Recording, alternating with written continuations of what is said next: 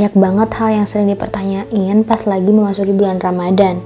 Mungkin di antara kita semua juga pernah mempercayai hal itu sampai mungkin malah ngebatalin puasa gara-gara mitos yang beredar gitu. Pernah nggak mengingatkan atau diingatkan tentang hal-hal yang seperti ini? Mari kita tuntas kupas di Podsky kali ini. Yang pertama, wanita hamil nggak boleh puasa, bener nggak? Nah, untuk para ibu-ibu yang lagi hamil nih, kan sekarang lagi puasa nih. Banyak orang bilang kalau ibu yang lagi hamil tuh nggak wajib berpuasa. Apakah hal itu benar adanya atau cuma mitos belaka? Mari kita lihat dalam buku Fikih Wanita yang ditulis oleh Syekh Kamil Muhammad Uwaidah. Sebagian ulama bilang kalau wanita hamil dan yang sedang menyusui diperbolehkan untuk buka, tapi harus menggantinya pada hari lain atau memberikan makanan kepada orang miskin. Ada juga dari Ibnu Abbas berkata, dan wanita-wanita hamil serta menyusui jika mereka khawatir, mereka dapat berbuka dan memberi makan satu orang miskin untuk setiap harinya. Tapi kalau kita nggak mampu memberikan makan untuk fakir miskin, kewajiban kita memberikan makan itu pun gugur dengan sendirinya.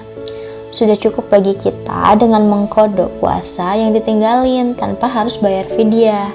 Jadi, kalau dilihat dari beberapa pertanyaan hadis dan ayat di atas, seorang yang lagi hamil sebenarnya masih wajib berpuasa. Tapi, kalau kondisi kehamilannya dan tubuhnya nggak kuat untuk berpuasa, diperbolehkan kok untuk buka dengan syarat menggantinya pada hari kemudian setelah nggak hamil, dan juga harus memberi makan anak yatim pada hari-hari kita nggak berpuasa di bulan Ramadan. Nah, simpulannya, larangan puasa bagi orang hamil itu mitos belaka, karena pada faktanya ibu hamil yang masih kuat menjalankan puasa itu lebih baik kok. Mereka banyak kok yang suka puasa, iya nggak? Oke, yang kedua, kentut dalam air membatalkan puasa. Bener apa enggak? Selfie, bener apa benar?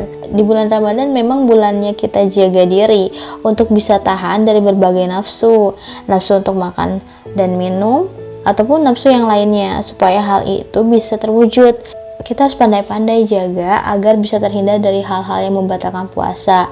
Salah satu dari sekian banyak hal yang bisa membatalkan puasa adalah yaitu memasukkan sesuatu melalui mulut ataupun lubang dubur. Nah, keluarnya gas dari lubang dubur atau biasa kita sebut kentut itu kayak misalkan di dalam air pas lagi puasa, membuat sebagian orang was-was karena kalau kentut di dalam air bisa bikin puasa batal. Iya nggak? Mitos atau fakta? Aduh, maaf ya, ini agak nggak sensor ya, karena ini emang harus disampaikan.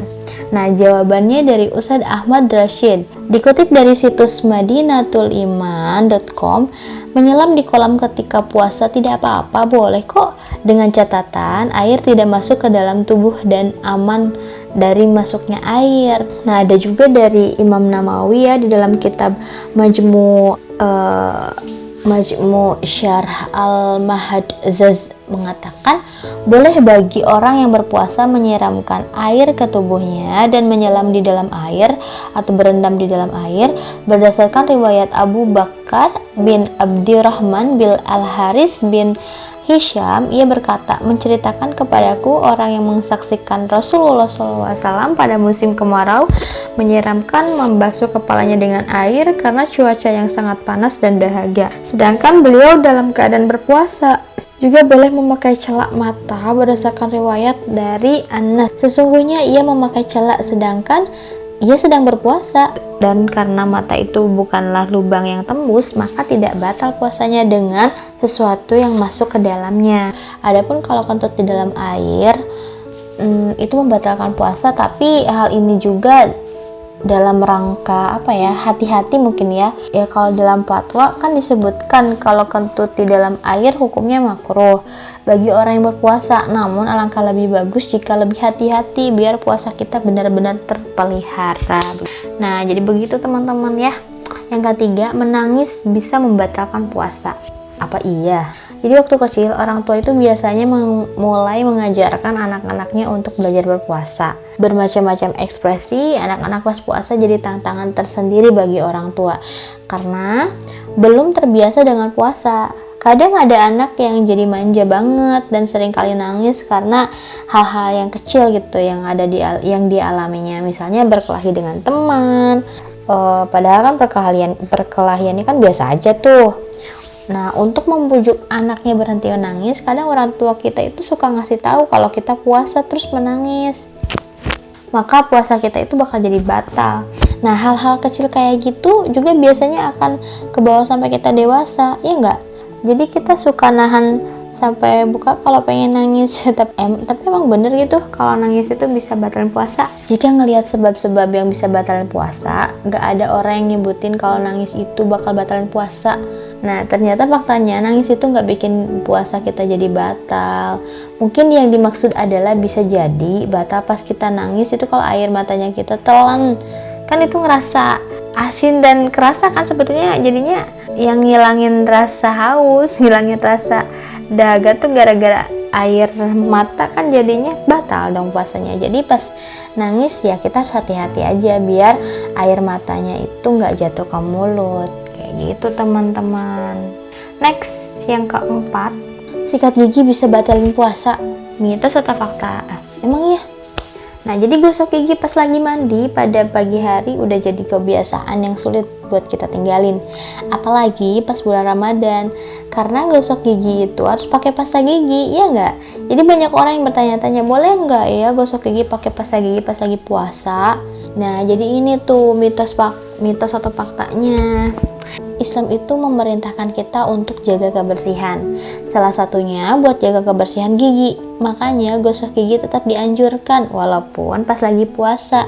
Rasulullah SAW selalu menggosok giginya walaupun lagi puasa.